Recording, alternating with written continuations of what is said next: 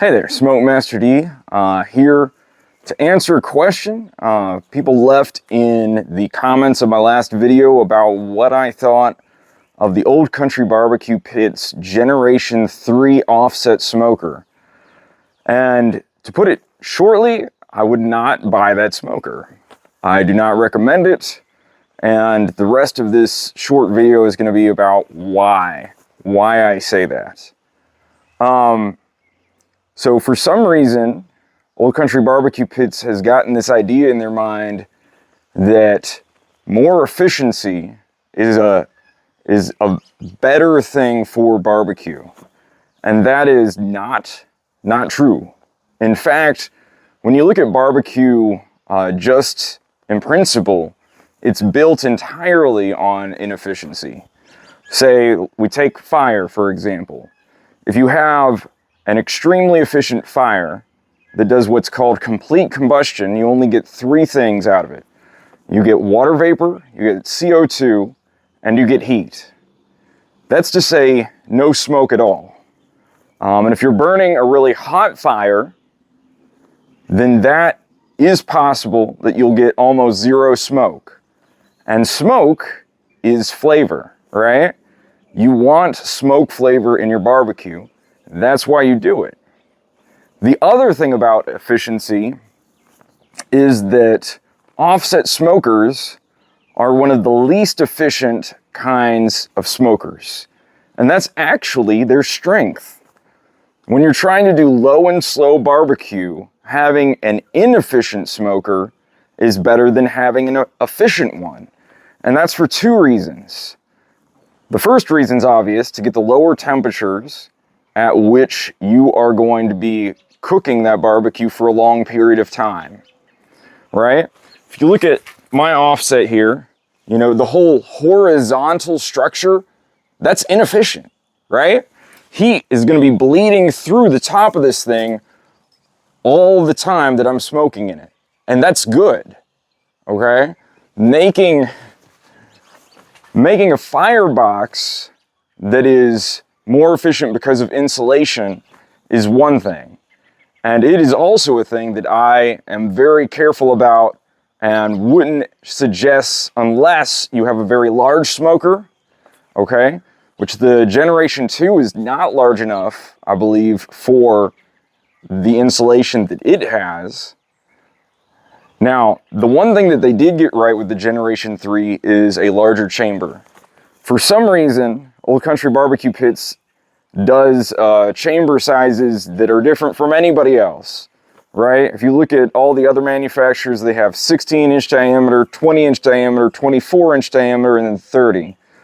For Old Country BBQ Pits, they have 18-inch, which has been all of their offsets up till now, and now they have this Generation 3, which is 22 inches rather than 24 or 20. Bigger is good. The crazy thing about it is it's not like they couldn't make a better offset smoker to sell. You know, if they just made it their Abrazos that was that size, that would automatically be better, and I would be telling you, hey, buy that. But for some reason, they want to add insulation everywhere, and they think that that's so wonderful, but it's not wonderful. And there's, you know, the people who've used it so far. Steve Gow has made a video using this Generation 3 smoker.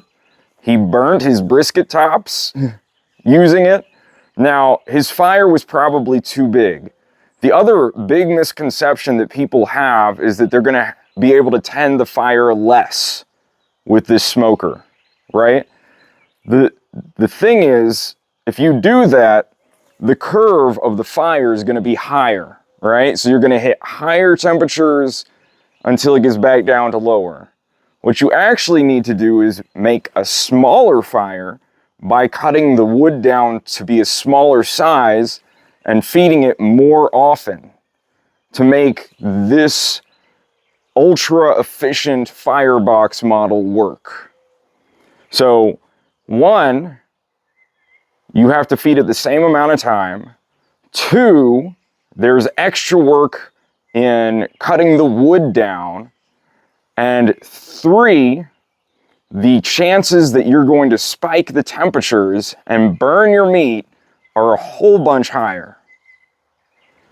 So all of those reasons together are some of why I would not buy the Generation 3 smoker. Steve Gow used the words blast furnace to describe what happens or could happen in this smoker. Steve Gow also said that this one was in a class of its own, which isn't entirely true. The Pitmaker Sniper series also has insulation on the main chamber, So just to recap, less wood can mean less smoke, which can mean less flavor. The other thing that Gow said was that he was trying to control the temperatures of his pit with the airflow rather than the amount of fuel, right? So that is also one of the things that is the best about offset smokers, is that you can control the temperature with how much fuel you put in rather than really closing down the airflow. Less airflow means less smoke hitting your meat, which means less smoke flavor. So there's 2 strikes against it for smoke flavor. Less wood, less airflow. All right. There's a reason, I think that nobody really does this. It didn't catch on when the Pitmaker people did it, and I don't think that it should catch on now. If you're going to spend $3,000 on a smoker, the only really beneficial thing is that it might be shipped for a lot cheaper to your Academy Sports where you are. You can buy, for the amount of money that they want for this smoker, you can buy an American-made and manufactured pit. And if you think Old Country BBQ pits are manufactured in America, everything that I've found has suggested that they're not, including the Old Country BBQ Pits website. They do have a website. They don't use it very much anymore. But on there, they plainly state that their business model is producing cheaper smokers by manufacturing across the border in Mexico. They're headquartered in Laredo, Texas, but they manufacture right across the border, bring them over and ship them out that way. So there are American builders. I have this Blue Smoke smoker right behind me. You can get it, including shipping, to you, probably most of anywhere in the 48 contiguous United States for the same price that you could get this smoker. And it's going to work better for you, and you're going to enjoy the process of smoking on it more. Again, I would not buy the Generation 3 Old Country BBQ Pit smoker. If I were going to buy an Old Country BBQ Pit smoker, this is what I would do. I would get the DLX. I would go to the Barbecue HQ and get their baffle, their scoop baffle, put it in the DLX, maybe look at getting a stovepipe extension for the smokestack and see if I could manage to make any sort of, damper for the smokestack. I know that the Freedom Pits up in Maine sell a wind guard and damper. I would see if I could make that work. I'm not sure if the diameter of the pipe would be exactly the same. I'd have to look into that. If I wanted a cheap offset smoker from Old Country BBQ Pits that worked really well and made excellent barbecue, that's what I would do. And if I were Old Country BBQ Pits, I would make a smoker the size that they made the Generation 3 without any of the insulation and go from there. I hope that explains my opinion on the Generation 3 from Old Country BBQ Pits. If you have any thoughts on the matter, please leave them down in the comments. If you have one and you want to tell me what you think of using it, maybe I'm entirely wrong.